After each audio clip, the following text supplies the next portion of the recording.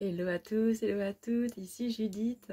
Aujourd'hui, j'ai envie de vous partager l'énorme, merveilleux, magnifique cadeau que j'ai reçu de la vie.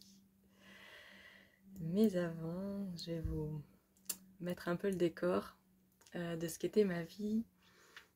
Ça fait un mois que je galère un peu dans mes liquides. Avant, j'étais vraiment, ça fait plusieurs mois où j'étais vraiment calée avec tous les matins mon lait de riz avec du sirop d'agave dedans. Voilà, je buvais environ trois quarts de la bouteille. À midi, je me faisais ma petite soupe avec des petits pois et le reste de lait de riz. Et à 4 heures, je me prenais une petite brique de soja, de crème vanille, quoi. Et le soir, une petite purée lait de riz, petits flocons déshydratés, de purée de pommes de terre, c'était parfait. Et souvent, j'avais ouais, pratiquement tout le temps besoin de craquage, de craquer, vous voyez, quelque chose qui croustille sous les dents. Donc je mangeais un peu des petits flakes de sarrasin avec des pépites de chocolat. Donc c'était un peu ce que je faisais depuis des mois. J'arrivais pas à baisser mes calories et de toute façon j'étais beaucoup trop stressée, donc j'étais plutôt à travailler mon stress à la base. J'ai trouvé voilà, des choses qui m'ont pas mal aidée. Et je commençais depuis un mois à avoir régulièrement au creux de l'estomac comme si je faisais de l'hypoglycémie en fait. Donc pour ceux qui savent ce que c'est, l'hypoglycémie, c'est pas juste on est un peu fatigué, quoi. Ça peut être très très désagréable. Je souffrais d'hypoglycémie depuis que j'avais 14 ans. J'en parle au passé.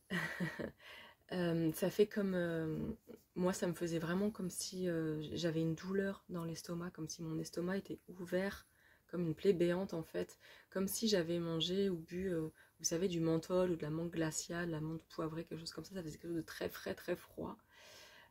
Plus voilà, tout un malaise, un peu comme si j'allais un peu tomber dans les pommes, mal de tête, très très mauvaise humeur et puis faiblesse dans tout le corps. Donc je commençais à avoir ces symptômes-là un peu régulièrement, mais plusieurs fois par jour. Euh, et du coup, je reprenais du sucré, quoi, du liquide avec calories pour calmer ça à chaque fois. Et parallèlement à ça, je n'avais plus de plaisir dans mes liquides, alors que ça faisait des mois que j'étais là-dessus et que j'étais vraiment bien, avec beaucoup de plaisir. J'avais demandé au guide, dites-moi qu'est-ce que je pourrais boire d'autre. Et j'avais pas de réponse, ou en tout cas je les entendais pas, je les trouvais pas. Bref, j'étais vraiment dans quelque chose de pas confortable et pas agréable et pas joyeux dans mon quotidien avec mes liquides. Euh, Là-dessus arrive le festival Pranic en France, premier festival Pranic en France, où j'étais invitée pour faire une conférence. Incapable de faire un processus avant, de mettre vraiment au liquide pour faire genre, quand même, je viens parler de pranisme, voilà, je suis quand même un peu dans mes liquides. Non, donc je n'étais pas capable. Donc j'ai accepté. Euh, j'ai quand même réussi, plutôt par le stress, de faire la conférence. La première fois que je faisais une conférence, j'étais super stressée. Donc par stress, j'avais l'estomac noué. Donc la veille de partir, le mardi et le mardi, j'étais au liquide. On est arrivé le mercredi et le jeudi. On a fait 2 jours sur place avant le début du festival, qui était le vendredi. Donc je suis restée au liquide. Mais une fois arrivée là-bas, il y avait Nicolas Pilat et puis d'autres personnes qui étaient déjà très praniques, vraiment à haut niveau. Donc moi, ça a été facile pour moi d'être au liquide là-bas. J'ai fait ma conférence qui était un moment magnifique, génial. Et ouais, c'était incroyable. Je mets le lien en dessous, vous aurez accès à la page de présentation de moi en tant qu'intervenante sur la page de bressarian.com, il me semble que c'est ça, et il y aura le lien quand ce sera mis en place, il n'y est pas encore, il y aura le lien vers la conférence. Du coup, je reste au liquide, voilà, jusqu'au dimanche, jusqu'à la fin du festival. Et une fois arrivée chez moi, je me dis, bah voilà, je vais me faire un processus de 21 jours. Je suis bien partie sur le liquide. Ça va me faire du bien, ça va me permettre voilà, de remonter un peu mon état pranique, qui est quand même pas mal descendu ces derniers temps. Et je note sur mon agenda jusqu'à quand du coup ça me mène. Donc je me dis, waouh, encore 15 jours. Et là, grosse montée d'angoisse. Et je me dis, waouh, ça va me faire long à tenir sans grignoter le soir. Du coup, je me mets à avoir des compulsions alimentaires et à regrignoter direct. Donc je me dis, ok, pas de processus. Avec forcément un petit passage, voilà, mince, je suis nulle, j'y arrive pas, nanana. Et me rappelant un peu tout ce que j'avais pu entendre sur le festival de différents intervenants. C'était génial d'entendre vraiment différents témoignages. dont un qui m'a vraiment ramené à écoute ton corps en fait. Que quoi que je fasse en fait, il faudrait que je demande à mon corps, et mon corps, voilà, si c'est oui, je vais avoir un sentiment d'expansion, si c'est non, de fermeture. C'était quelque chose que j'avais appris il y a longtemps, que j'avais complètement oublié en fait dans ces derniers mois. Donc là je demande à mon corps, mais est-ce que tu as envie de faire un processus? Et là j'entends comme non. Donc j'étais ok, en fait j'ai encore là vraiment besoin de travailler mon stress, de descendre encore mon niveau de stress. Ça allait déjà beaucoup mieux parce que j'avais découvert des super huiles essentielles, la marque doTERRA, vraiment qui m'ont fait descendre en stress, plus des compléments alimentaires, surtout le dernier qui vient de sortir, là, le MetaPower, qui est vraiment un truc de dingue. Donc ça faisait une dizaine, non 20 jours que j'en prenais, et ça m'avait aussi vraiment, vraiment descendu le stress. Donc là, une fois que la conférence était passée, donc j'étais plus sur ce stress de la conférence, donc je me dis voilà, maintenant ça va aller mieux, je vais pouvoir vraiment prendre soin de moi. Je refais mon petit rituel tous les jours, 10 minutes de respiration, étirement, enfin vraiment quelque chose qui me convient bien. Travailler vraiment, de réguler mon système nerveux par le corps et non pas par des exercices cognitifs comme la méditation, le journaling, des choses comme ça. Voilà, moi c'était juste pas possible parce que j'avais un système nerveux qui était vraiment trop en mode inflammation, inflammé, stress, stress, stress tout le temps. Et recommence mes problèmes ouais, d'hypoglycémie et de pas être heureuse dans mes liquides. Et là j'étais vraiment, vraiment pas heureuse. Et je galère, jusqu'à arrive le week-end de la semaine d'après, où fatiguée, mais fatiguée. Et moi c'était genre... je crois que j'ai jamais dit autant dans ma vie depuis cette dernière année où j'ai complètement changé de vie, j'ai changé de région et je suis seule avec mon fils de 4 ans et demi maintenant. Je suis fatiguée, j'en ai marre d'être fatiguée. Et là, je me sens encore fatiguée. Donc je passe la journée au lit, mon fils adorable qui joue tout seul, qui vient à côté de moi. Enfin, voilà, gérer un enfant quand on est crevé, qu'on peut rien faire, ouais, c'est pas facile. Et en fait, dans mon lit, je me rends compte que c'est pas une fatigue habituelle. Et là, je me rappelle aussi d'une conférence où justement Rafaela racontait que la nuit, ses guides œuvraient sur elle, travaillaient sur elle, et que c'était peut-être ça qui était en train de m'arriver, que les guides étaient en train de travailler sur moi. Et je sentais que ouais, ça bougeait en fait, que j'avais énormément d'énergie dans le corps, que ça bougeait dans tous les sens. Et en fait, je me dis, bon, en fait, c'est peut-être pas une mauvaise fatigue, il est en train de se passer des choses plutôt intéressantes, c'est forcément que ça va mieux.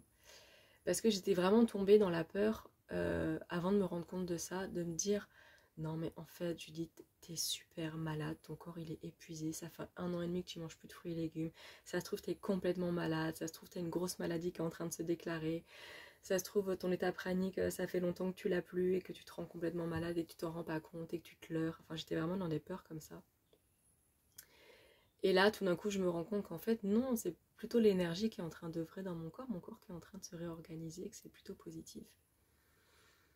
Et puis je me rappelle un peu toutes les conférences et puis voilà, tout d'un coup j'ai un shift mental où je me dis mais ça se trouve, c'est pas des crises d'hypoglycémie que je fais tout le temps. Ça se trouve c'est autre chose, je sais pas ce que c'est, mais c'est autre chose et c'est pas de l'hypoglycémie.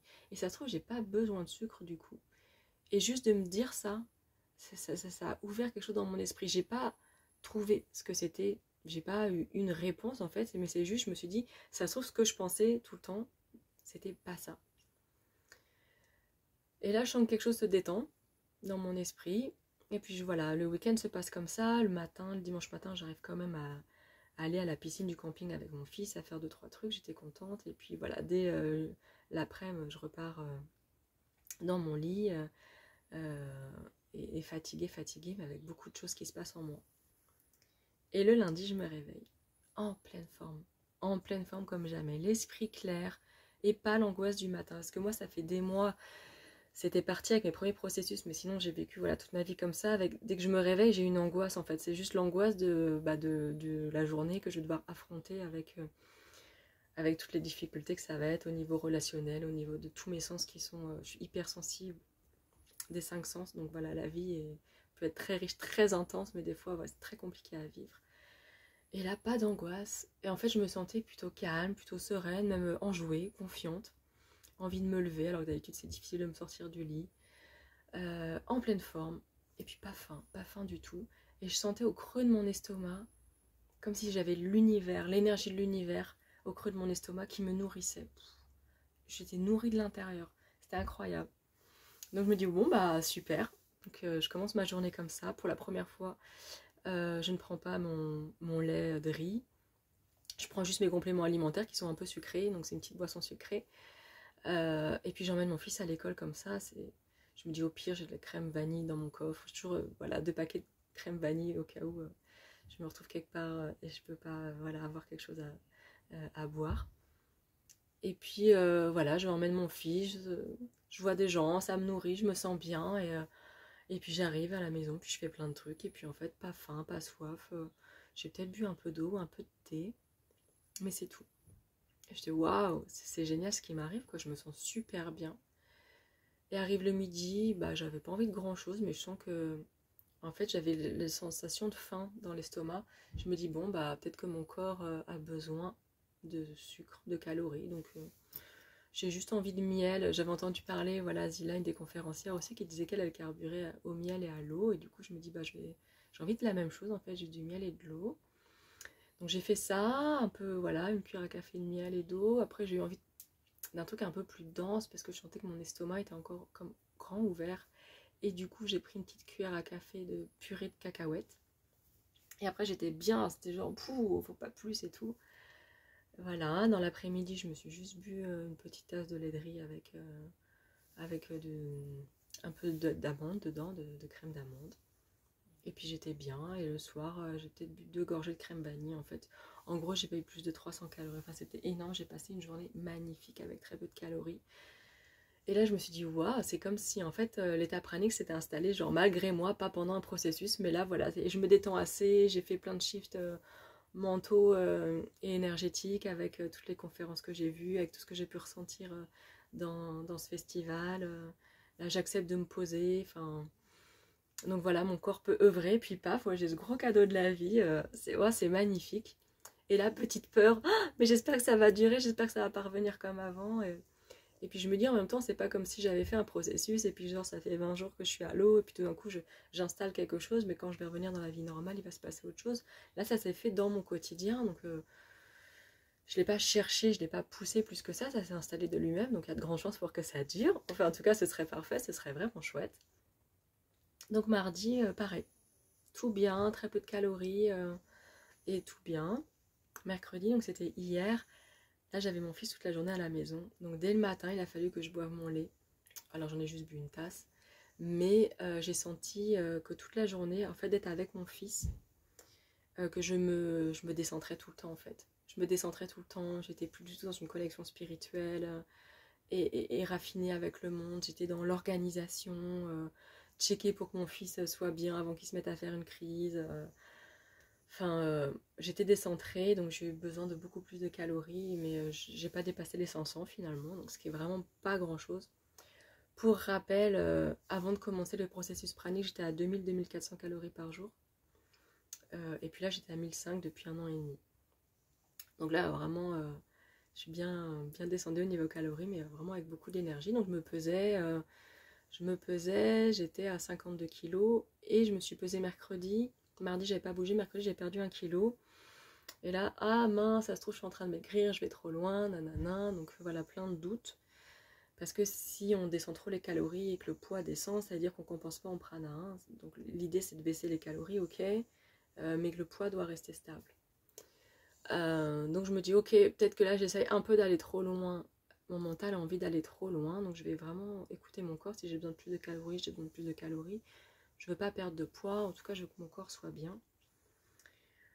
Et en même temps, je me dis, quel est vraiment mon poids de forme? Là, c'est vrai que je peux facilement perdre encore 2 kilos. Voilà, je suis bien, mais je pourrais perdre 2 kilos. J'ai une sœur jumelle, vraie jumelle, donc voilà, on est monozygote, on est vraiment... elle a zéro problème de santé. Donc, injustice totale, on est d'accord. Mais bref, elle a zéro problème de santé.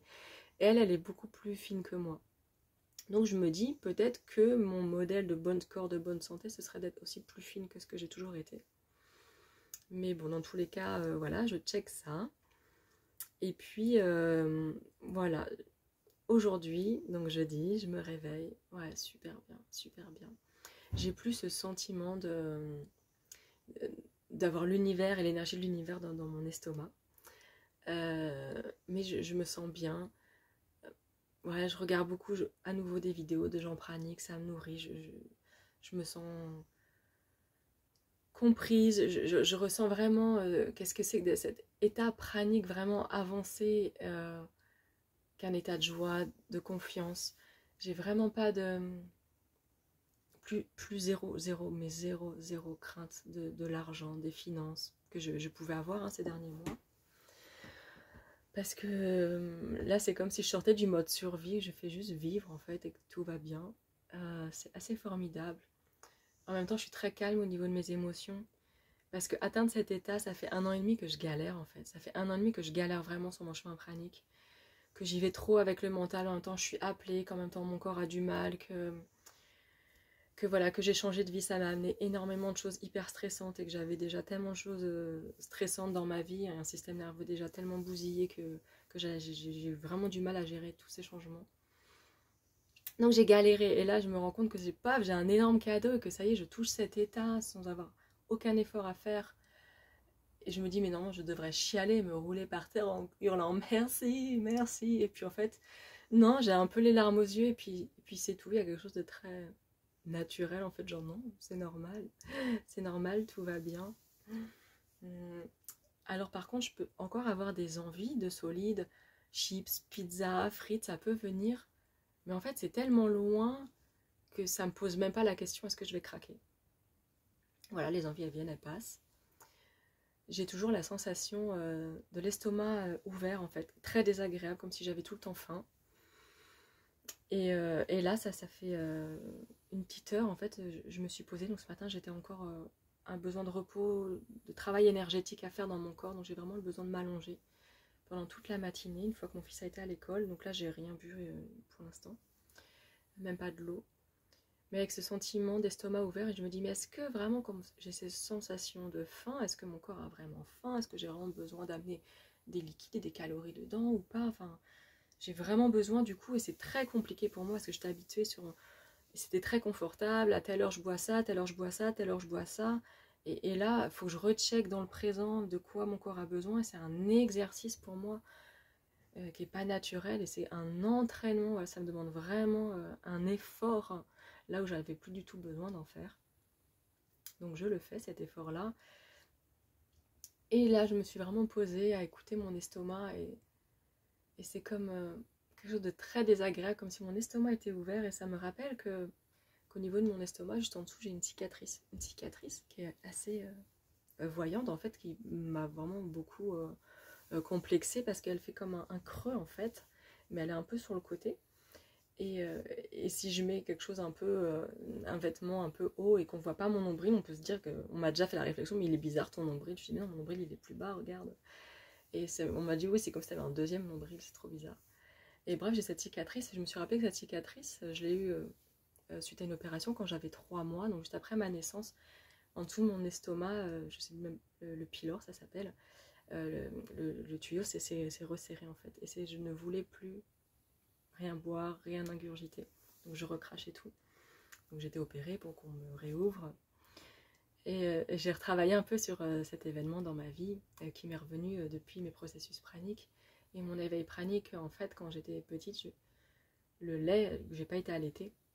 C'était du lait de vache, du coup, que je ne supportais pas. Et en fait, je suis revenue, vraiment, j'ai cette mémoire de... J'étais bébé, je ne veux pas ça, je peux me débrouiller autrement, en fait. Arrêtez de me mettre ce lait dans mon corps. Et mon corps a carrément fermé le tuyau, c'est bon, quoi. Et en fait, ma mère et mon père ont eu tellement peur que je meure que j'ai absorbé cette peur. Et du coup, voilà, il y a eu l'opération qui a été faite, qui m'a valu aussi d'être maltraitée, en fait, pendant cette période à l'hôpital, ce que j'ai revécu plus tard, après aussi des mémoires qui ont ressurgi de maltraitance. Donc assez dur, j'avais 3 mois et j'avais pas mes parents, et voilà, j'étais maltraitée parce que je pleurais, parce que nanana, j'ai vraiment senti quelque chose... où moi j'avais très très mal, j'avais très très peur et j'ai pas du tout été accueillie là-dedans, au contraire j'ai été engueulée en fait et mise toute seule. Et bref, du coup j'avais absorbé cette peur de mes parents que bah, il fallait que je mange, il fallait que j'ai des calories, il fallait que j'ai des liquides dans mon corps pour vivre. et que bah, j'avais cette mémoire-là, en fait, qui était encore là, que c'était intéressant, qu'au niveau de mon estomac, voilà, il se passait des choses. Et que là, c'était comme s'il était ouvert, comme si c'était une plaie béante ouverte. Et ma cicatrice, en fait, au niveau énergétique, elle s'était jamais vraiment refermée. Et quand j'ai fait un moment des arts martiaux, et à un moment on a joué avec des faux couteaux en bois, mais j'ai eu une peur horrible qu'on me plante en fait. Et je me suis rendu compte que j'avais encore la sensation que j'avais à l'endroit de ma cicatrice, que c'était ouvert en fait, et que c'était une plaie béante, et qui était très très du coup sensible, et que j'avais beaucoup de peur là-dessus. Et j'ai ressenti que mon estomac, c'était comme si c'était ça en fait, comme si c'était une plaie béante qui était ouverte. Et je lui ai demandé, mais qu'est-ce que tu veux, mon estomac chéri, quoi. Et là, j'ai senti qu'il voulait se refermer. Et que se refermer, c'était se recicatriser, en fait. Et que c'était une chose normale qui se referme. Et, et du coup, je l'ai laissé faire, il s'est refermé. Et tout d'un coup, j'ai senti quelque chose de doux, comme s'il y avait une sécurité totale, en fait. Quelque chose de naturel, de retrouver quelque chose de naturel. Et j'ai eu une paix intérieure incroyable, que j'ai jamais ressenti ça. Donc ça, c'était il y a 1 heure. Voilà. Maintenant, je suis très vigilante. C'est même pas au jour le jour, c'est à heure après heure, de quoi mon corps a besoin. Je me sens la bouche sèche et pâteuse, mais absolument aucune envie de mettre quelque chose dans mon corps. Je vais voir où ça me mène. Je vais voir où ça me mène. Même si je devais remanger, juste d'avoir vécu ça, c'est un énorme cadeau. Et... Mais ouais, je sens que ça pourrait bien durer en fait. Je sens que ça pourrait bien durer. Et je vais faire tout pour, c'est-à-dire que je vais me, me connecter au maximum en fait à l'énergie pranique et mentalement à me reconnecter au fait que tout est déjà en moi, que j'ai pas besoin de l'extérieur, qu'il n'y a pas besoin d'aller chercher la nourriture à l'extérieur, que je peux me nourrir moi-même, qu'il n'y a pas besoin d'aller chercher un Dieu extérieur, que voilà, ma divinité est déjà à l'intérieur de moi.